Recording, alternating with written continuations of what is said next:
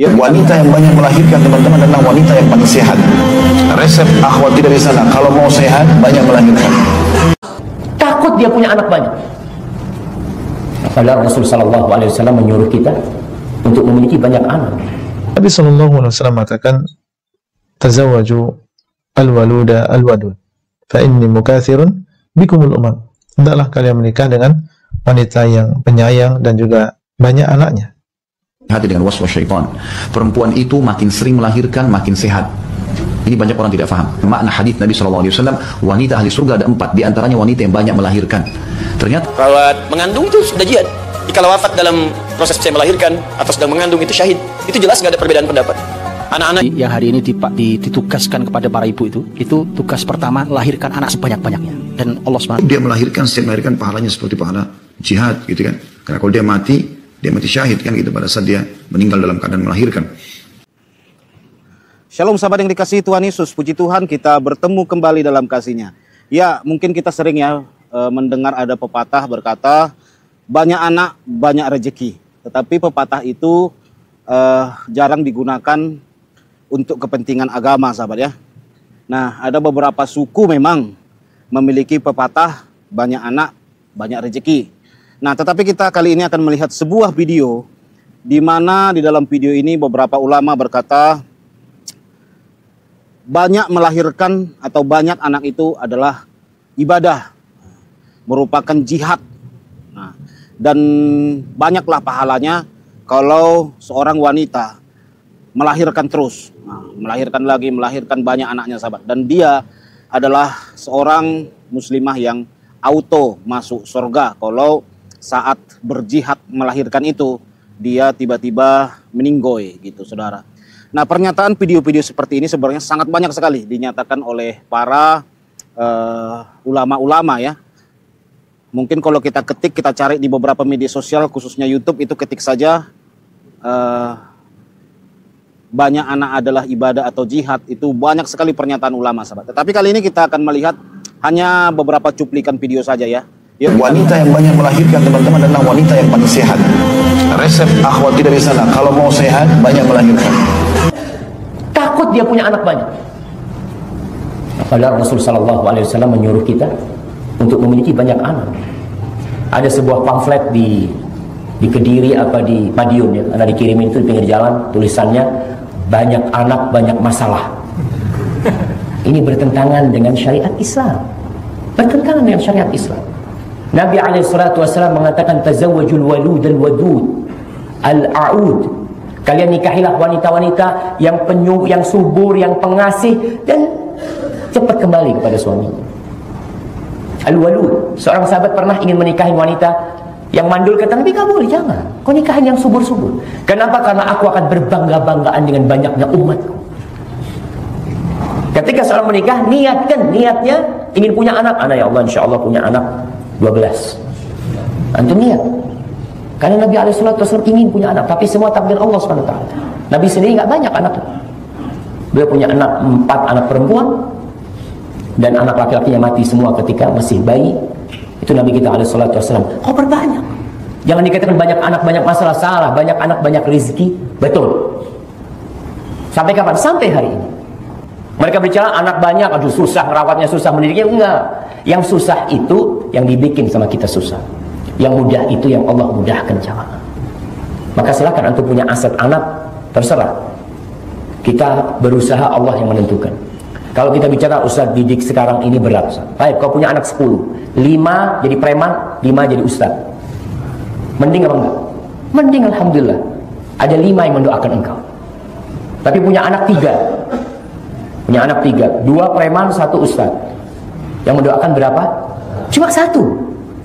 Tapi 5 ini aset jamaah. Benar-benar dibutuhkan. Allah SAW menceritakan tentang orang tua yang mendapatkan derajat tinggi di surga. Dia tanya, "Anna lihadza ya Allah, gimana aku bisa sampai tempat yang tinggi kayak gini?" Fayuqalu lahu, maka dikatakan kepada dia, "Bistighfari waladika laka." Istighfar anakmu untukmu.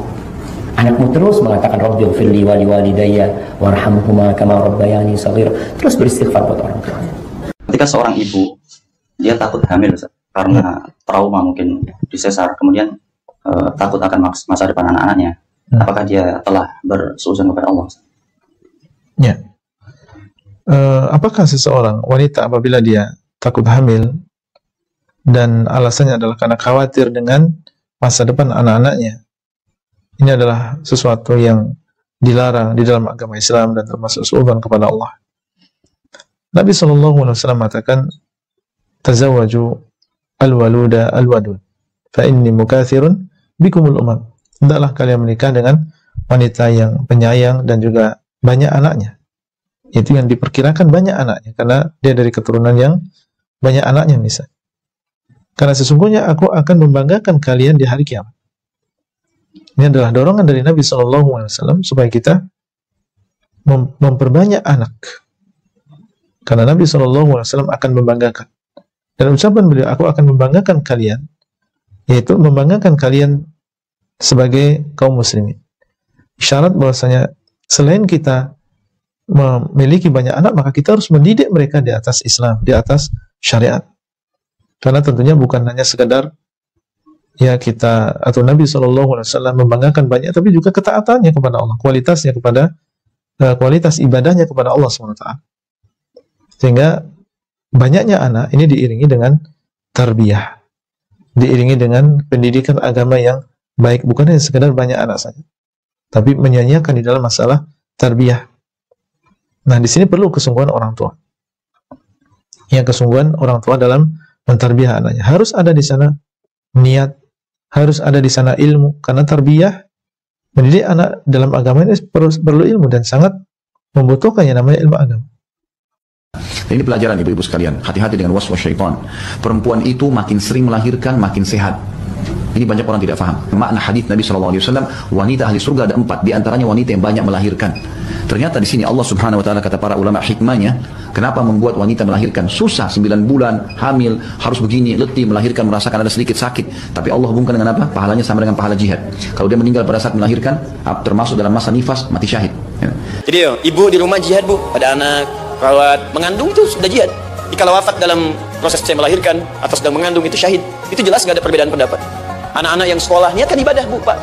Mohon maaf ya, mesti ada bedanya. Iman kita di rumah mesti itu terpancar kepada anak-anak. Ajarkan mereka sekolah yang baik. Pilih sekolah yang mengajarkan sholat, mengajarkan baca Quran. Sekarang banyak kok. Fisikanya bagus, Qurannya bagus, kimianya bagus, sholatnya juga bagus. Cari. Kalau bisa dunianya bagus, akhirat bagus, kenapa hanya pilih dunia saja? Siapkan. Itu jihad. Ibu tahukah bahwa yang hari ini ditugaskan kepada para ibu itu tugas pertama lahirkan anak sebanyak-banyaknya. Dan Allah SWT memberikan keajaiban memang khusus di Gaza. Ini sebagaimana disampaikan oleh para ahli ilmu yang juga kita temui. Allah SWT melahirkan anak-anak itu di sana, kembar-kembar itu sangat banyak. Lahir kembar itu bukan cuma 2, kembar 3, kembar 4, dan itu sangat biasa. Jadi ibu-ibu itu ditugaskan untuk melahirkan, karena yang lahir adalah mujahid. Lahir satu mujahid, lahir 4 mujahid. Jadi itu kenapa dalam Quran itu diungkap tentang tugas wanita hamil, melahirkan, menyusui, itu bukan sehina yang dibahas di negeri ini. Ini tugas jihad yang sangat besar. Itu nyata di Palestina. Pada mereka dengan semua keterbatasannya. Mereka mendoakan.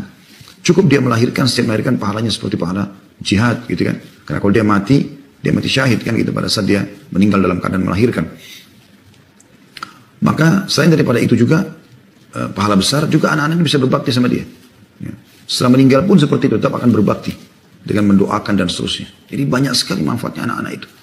Dan yang luar biasa Allah berikan rata-rata ya, ibu yang banyak melahirkan itu, Masya Allah secara fisik jauh lebih kuat, matanya lebih terang. Setelah depan mata saya mertua kakak saya di Surabaya, Masya Allah sampai 60 tahun masih haid. Anaknya belasan orang, semuanya pada saat dia lagi sakit sedikit saja pada datang bolak-balik bawain makanan, tawarkan ini, tawarkan itu. Matanya masih terang, meninggal mungkin di atas 80 tahun lebih. Masih kuat secara fisik. Padahal kalau kita lihat fisiknya kecil sekali ibu itu. Tapi Masya Allah bisa melahirkan sekian belas orang. Anak-anaknya semua tinggi besar Masya Allah. Sehat-sehat, sukses. Kuasa Allah Subhanahu Wa Taala. Nabi SAW memang menyuruh setiap laki-laki mencari istri yang mau punya anak justru. Gitu kan? Senang dengan anak-anak. Lalu ingatlah, wahai saudariku, jika manusia telah mati, maka terputuslah amalnya kecuali 3 perkara. Di antaranya adalah anak soleh yang senantiasa mendoakannya.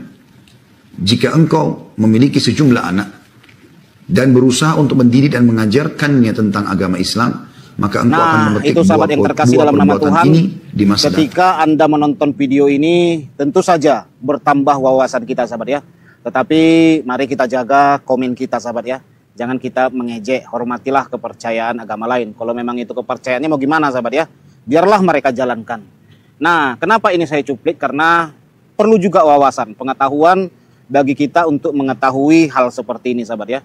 Makanya jangan heran, banyak di antara kita itu bertanya-tanya, kenapa orang ini cepat sekali bertambah dan jumlah mereka cepat sekali ketika mereka memasuki sebuah daerah ya. Nah, itu rahasianya sahabat. Nah, memang kita kalah telak sahabat. Kalah telak sekali kalau jumlah kekristenan itu dipicu oleh data kelahiran. Sudah pasti kita kalah telak sahabat. Tidak akan mungkin bisa kita menang melawan mereka. Makanya jumlah pertambahan kekristenan itu hanya satu cara saya lihat, yaitu pemberitaan kabar baik atau menginjil sahabat. Cuman itu satu caranya. Kalau tidak ada lagi penginjil-penginjil di dunia ini, mungkin kita sudah habis sahabat, sudah musnah gitu ya. Sudah tidak ada lagi orang Kristen di dunia ini. Nah, kenapa saudara yang terkasih ya? Dari jumlah istri kita kalah. Kita hanya boleh menikah satu kali. Nah, tidak boleh banyak istri, poligami pun kita tidak boleh sahabat ya. Nah, kedua, kalau jumlah pertambahan anak memang tidak ada larangan sahabat ya di dalam Alkitab. Tetapi ada semacam dogma bagi orang Kristen ini, kalau banyak anaknya itu malu sahabat. Saya pernah ketemu seorang gembala ya. Anaknya itu 7 sahabat. 7 anak gembala ini. Kemanapun gembala ini pergi, ketika dibawa anaknya diketawain sama orang sahabat. Ada yang mengejek, ada yang membuli, ada juga yang mendoakan gitu ya. Ada yang berkata, udah tahu bapak gembala ini melayani, masa banyak-banyak anak katanya. Nyusahin pelayanan, makanya kehidupannya begitu katanya. Beranak terus katanya. Diejek-ejek sahabat. Ada juga saudaraku yang berbelas kasih ya. Ada juga saudaraku. Nah, di kekristenan ini saudara yang terkasih, tentu saja kita sangat jarang mendengar khotbah atau ceramah di gereja ada pendeta menganjurkan wanita yang sering-sering melahirkan adalah ibadah atau dapat pahala. Itu nyaris nggak pernah sahabat. Saya rasa nggak pernah. Saya belum pernah temukan itu, khotbah seperti itu selama saya puluhan tahun jadi Kristen. Belum pernah sahabat. Tetapi waktu saya masih di sebelah, di kepercayaan sebelah, udah beberapa ulama saya dengar ceramahnya begitu sahabat ya. Hal seperti ini waktu saya masih di sebelah biasa sebenarnya sahabat. Biasa. Nah, inilah yang membuat jumlah mereka semakin bertambah dengan cepat. Di Amerika ya cepat saudaraku jumlah mereka dari hal-hal seperti ini. Karena apa? Ya karena bagi mereka melahirkan, sering-sering melahirkan itu adalah jihad, pahala. Makanya mereka saudara yang terkasih ya, semangat gitu melahirkan ya, semangat. Ya memang kita harus hormati ajaran begitu sahabat, itu ajaran mereka ya. Tetapi bagi kita saudara yang terkasih, kita harus semangat juga memberitakan kabar baik gitu loh. Mereka semangat melahirkan, kita semangat juga memberitakan kabar baik. Jangan malu-malu kita memberitakan kabar baik sahabat. Karena itu cara satu-satunya. Cara satu-satunya menjangkau jiwa. Mereka lakukan itu ya berhasil sahabat. Ya jujur, di Eropa itu berhasil loh. Saya lihat kayak di Sumatera Utara ya, itu cukup berhasil. Nah, mereka sekarang kan di sana sudah mayoritas ya. Nah, di Manado, di mana-mana gitu ya sangat berhasil sekali sahabat. Banyak anak itu ya. Jadi jumlah dari angka kelahiran itu memang pengaruhnya luar biasa. Pengaruhnya luar biasa. Sangat berpengaruh sekali sahabat. Makanya di India itu ya, jumlah mereka kan bertambah. Makanya mereka sampai minta pisah. Itulah makanya ada Pakistan, Afghanistan, ada negara-negara Islam yang minta pisah. Karena apa saudaraku? Ya karena jumlah mereka sangat banyak. Sangat banyak sekali saudaraku. Makanya mereka itu maksimal ya, maksimal 4 istri. 4 istri saudara yang terkasih. Nah kalau 1 orang istri saja 4 anak, udah kalah telak kita sahabat. Berapa orang Kristen yang bisa dikalahkan dari jumlah angka kelahiran kan? Begitu saudara. Jadi memang hal-hal yang memang menurut kita ya aneh, tetapi saudara harus percaya apa yang saya katakan. Apa yang mereka lakukan itu berhasil saudaraku, berhasil ya jumlah kelahiran. Saya di Pulau Mentawai ya, merasakan juga saudaraku waktu saya ke sana. Jumlah mereka semakin cepat. Dulu 100% orang Mentawai itu Kristen saudara. Sekarang sudah menurun kan? Sudah menurun, jumlah mereka banyak. Ada yang menikahi orang Mentawai kurang kuat imannya, malap. Nah, gitu saudaraku. Mereka ke Nias awalnya cuma 1 rumah tangga, 2 rumah tangga. Oh, ke Teluk Dalam itu ya Nias itu jumlah mereka semakin banyak saudaraku. Nikahi orang-orang Nias, ajak mualaf. Memang saya harus akui sahabat ya, kalau ada orang Kristen pacaran dengan Muslim, saya jujur ya, saya ketar-ketir. Kalau waktu saya masih di sebelah, saya nggak ketar-ketir sahabat, karena saya yakin yang Kristen itu pasti masuk Islam gitu loh. Dan memang saya sering lihat sampai sekarang pun, kalau pacaran Islam dan Kristen, yang sering kalah itu Kristen. Yang banyak mengalah itu Kristen. Di Mentawai berapa itu saya temukannya. Di Nias juga banyak. Yang orang Niasnya malah bilang, yaudahlah dek, abang ikut agama adik saja. Gitu saudara. Kenapa sering kalah? Bahkan di sini ada di tempat saya ini ya, wanita itu kerjanya bagus. Di salah satu bank BUMN terbesar, jabatannya bagus saudara. Jatuh cinta dengan seorang driver, Muslim sahabat yang terkasih. Pacaran beberapa tahun, yang Kristennya pindah sahabat, jadi mualaf.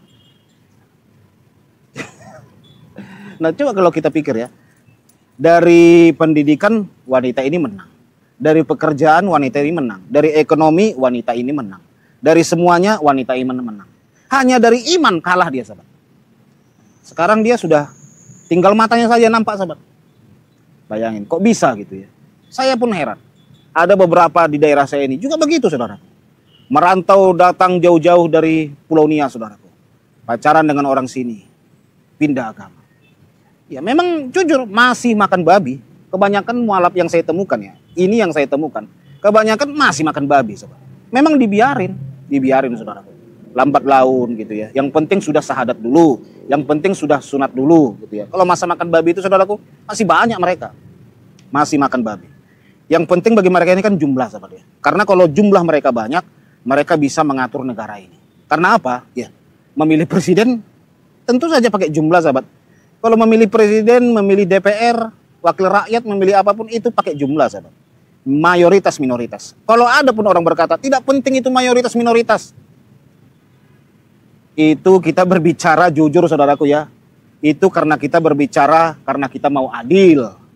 Tetapi dalam fakta demokrasi saudara, mayoritas dan minoritas itu penting.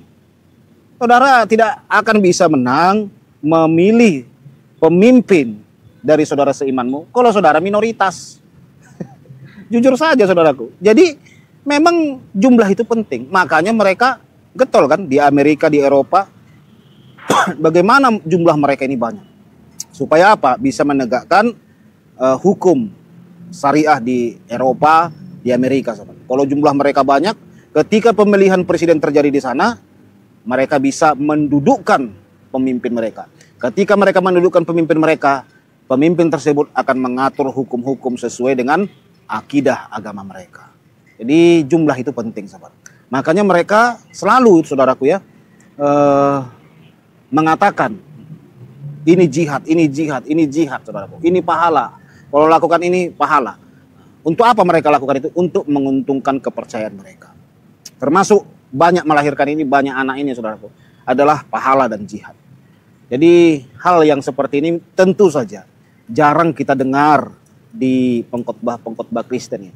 Ya memang di gereja kami pun ya anak orang sikit-sikit aja sahabat.